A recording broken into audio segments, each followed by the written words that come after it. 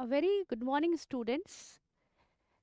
कल हम लोग ने बात की थी कि मेजर पेपर में हमें बिजनेस लॉ पढ़ना है सेमेस्टर 3 में। और उसका हमने आपको बेसिक्स बताया था कि कॉन्ट्रैक्ट क्या होता है और कॉन्ट्रैक्ट के क्या फीचर्स होते हैं। तो आज हम लोग डिस्कस करेंगे कि कॉन्ट्रैक्ट और एग्रीमेंट में बेसिक डिफरेंस क्या है। ठीक है, आज हम लोग डिस्कस करेंगे कि कॉन्ट्रैक्ट और एग्रीमेंट में बेसिक डिफरेंस क्या है। और आपका जो फर्स्ट चैप्टर है मर्केंटाइल लॉ और that is a part of business law and commercial law, उसमें आपको कॉन्ट्रैक्ट और एग्रीमेंट के बारे में पढ़ना है। तो सिंपली आपको ये कॉन्ट्रैक्ट जो वर्ड है, ये कल मैंने आपको बताया था कि कॉन्ट्रैक्ट में दो पार्टीज का होना बहुत ज़रूरी है। ठीक है, तो जब भी कॉन्ट्रैक्ट वर्ड की बात आएगी तो कॉन्ट्रैक्ट कब होगा? जब एग्रीमेंट होगा, मतलब दो पार्टीज के बीच में एग्रीमेंट होगा और इनफोर्सिबिलिटी बाय लॉ होगा। यानी इनफोर्सिबल बाय लॉ बोलिए या इनफोर्सिबिलिटी बोलिए, राइट।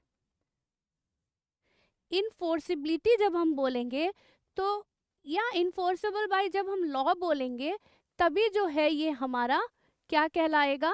ये हमारा कॉन्ट्रैक्ट कहलाएगा।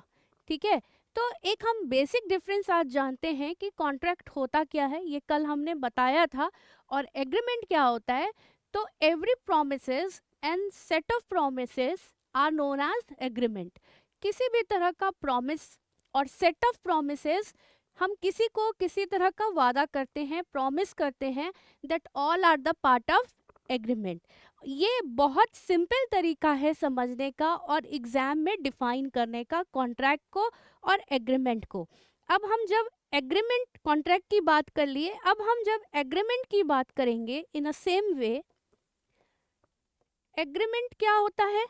तो एग्रीमेंट हमेशा याद रखिएगा, ऑफर प्लस एक्सेप्टेंस की बात आती है। किसकी बात आती है? एग्रीमेंट, ऑफर प्लस एक्सेप्टेंस की बात आती है। ये इसलिए कहती हूँ कि इसको याद रखिएगा कि जब भी एग्रीमेंट होगा, आपने किसी के साथ एग्रीमेंट किया, आपने किसी को ऑफर दिया कि मेरी कोई पुरानी बाइसिकल है या कोई पुरानी गाड़ी है, उसको आपने 50,000 रुपये में आपने राम ने श्याम को बेचा। ठीक है, तो वो आपने एग्रीमेंट किया, दैट इज अ एग्रीमेंट, क्योंकि आपने पहले राम को ऑफर दिया और इसको अदर पर्सन यानी श्याम ने एक्सेप्टेंस किया। क्लियर? तो इसको हम कहेंगे एग्रीमेंट। बट अगर हम किसी तरह का कॉन्ट्रैक्ट करते हैं, लाइक अगर आप किसी तरह की लैंड परचेस कर रहे हैं, बिल्डिंग परचेस कर रहे हैं, कोई भी तरह का, तो आप जब लॉ के तहत यानी कानून के तहत इन्फोर्सिबिलिटी बाय लॉ की जब बात होगी, तो वो कन्वर्ट हो जाएगा हमारा कॉन्ट्रैक्ट में। बेसिकली अगर बेसिक हम बात करें, बेसिकली जब हम किसी भी तरह का एग्रीमेंट करते हैं तो आपस में दो पार्टीज के बीच में, यानी टू पार्टीज के बीच में ऑफर और एक्सेप्टेंस की बात होती है, that is known as agreement. But when we talk about contract, agreement plus enforceability by law और enforceable by law, that is known as contract. ये आपको बेसिक क्लियर हो गया होगा। और हमेशा याद रखिएगा, ये जो सेक्शन है इसका, ये 2H में आता है। कॉन्ट्रैक्ट का जो सेक्शन है वो किस में आता है? वो 2H में आता है। तो इससे आपके कुछ ऑब्जेक्टिव क्वेश्चंस भी बनते हैं। उसके बाद है कि कुछ बेसिक फीचर्स हैं जो कि हम बात कर रहे थे कि कॉन्ट्रैक्ट के कुछ बेसिक फीचर्स हैं, वैसे ही एग्रीमेंट के भी कुछ बेसिक फीचर्स हैं। तो जब हम बेसिक फीचर्स की बात करेंगे या एसेंशियल एलिमेंट्स की बात करेंगे, essential elements of an agreement,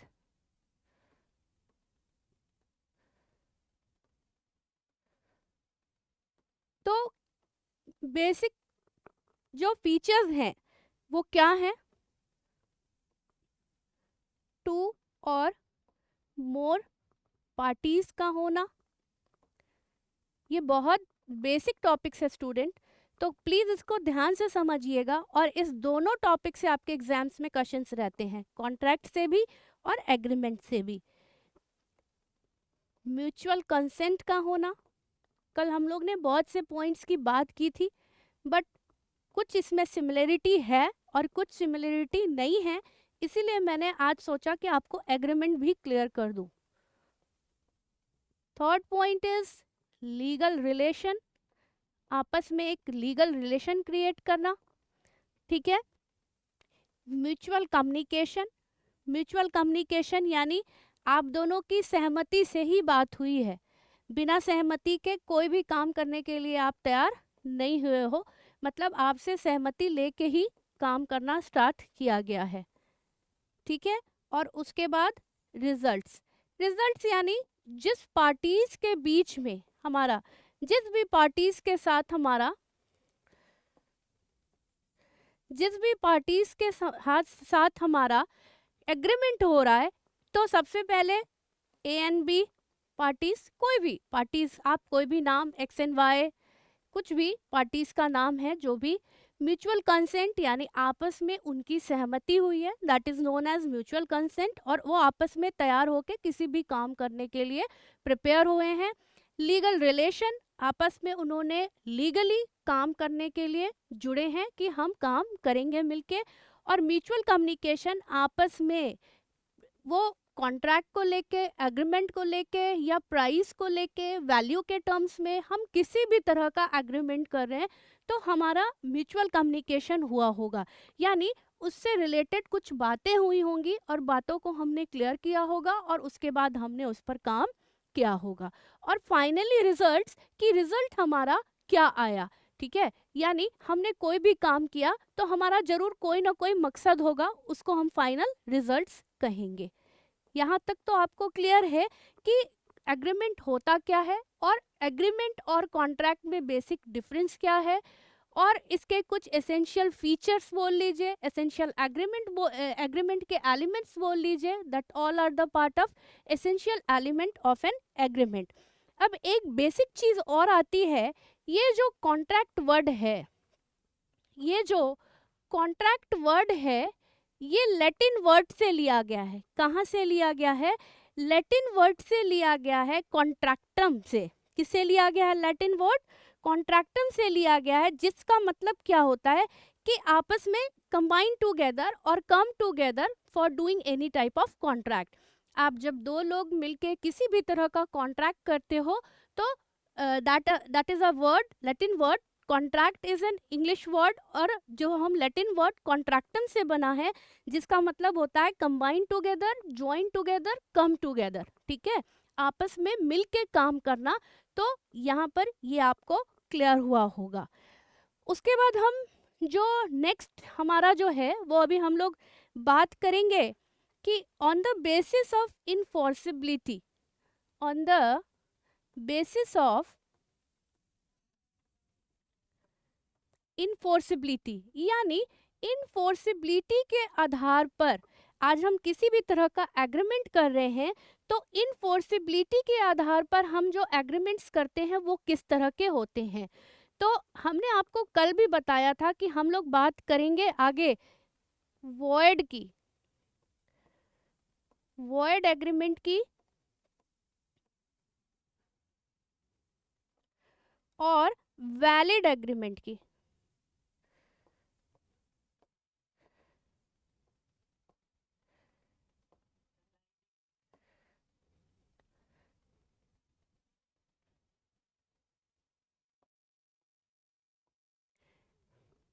ठीक है, और ये तो हमारे इन्फोर्सिबिलिटी के बेस पर बात हुई थी, और हमने आपको और भी बताया था कि लीगल एग्रीमेंट के बारे में भी हम बात करेंगे।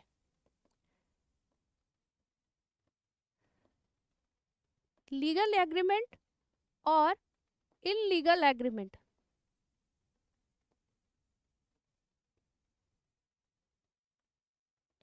ठीक है। तो सबसे पहले वॉइड एग्रीमेंट क्या होता है, ठीक है। which is not enforceable by law, that is a part of void agreement. Any type of agreement which is not enforceable by law, that is known as void agreement. But when we talk about valid agreement, any type of agreement which is enforceable by law, enforceable by law, that is known as valid agreement. ठीक है, यानी यहाँ पे validity कौन बता रहा है, यानी कानून के तहत ये एग्रीमेंट हुआ है, इसीलिए हम इसे इन्फोर्सेबल बाय लॉ की जब बात करेंगे तो ये वैलिड एग्रीमेंट कहलाएगा. उसके बाद लीगल के आधार पर, यानी लीगल एग्रीमेंट, आपको पता है कि कानून के तौर पर यानी लीगली आप किसी काम से किसी लोग से जुड़ रहे हो, that is a part of legal agreement. Illegal agreement कहीं गलती से किसी तरह का फ्रॉड, किसी तरह का अंडर इन्फ्लुएंस, किसी तरह का मिस रिप्रेजेंटेशन, किसी तरह का कोऑशन, जो कि हम लोग को नेक्स्ट टॉपिक में भी पढ़ना है, वो सारे इलीगल एग्रीमेंट के पार्ट आएंगे. बट जल्दी आप कभी भी इलीगल एग्रीमेंट में जल्दी किसी से भी नहीं जुड़ते हो और ना ही जुड़ना चाहते हो. ये जब भी एग्रीमेंट होता है, कभी गलती से, फ्रॉड से, कोऑशन से, मिस रिप्रेजेंटेशन से या अंडर इन्फ्लुएंस से ही होता है.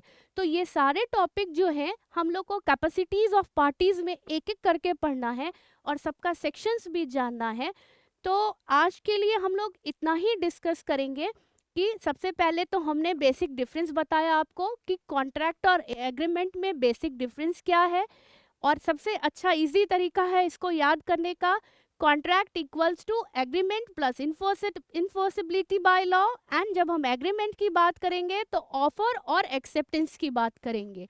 ठीक है, ये बहुत इजी तरीका है and it is a very important topic for you.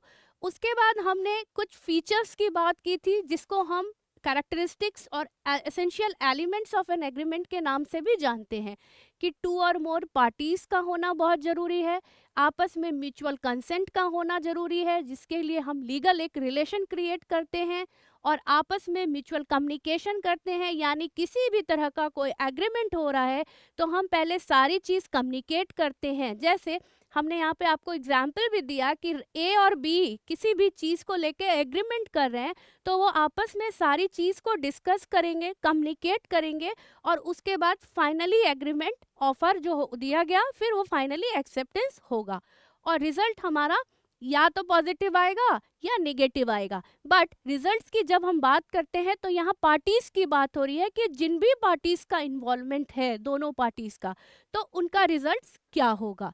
उसके बाद हमने लास्ट में बात किया कि void agreement, valid agreement, legal agreement और इलीगल एग्रीमेंट क्या होता है. तो मेनली अभी आपको ये 4 जो है मेनली पढ़ने हैं. इसके बाद और डिटेल्स में जाएंगे तो और भी टाइप्स है, वॉइड है, वॉइडेबल है, वैलिड है, ठीक है, इनवैलिड है.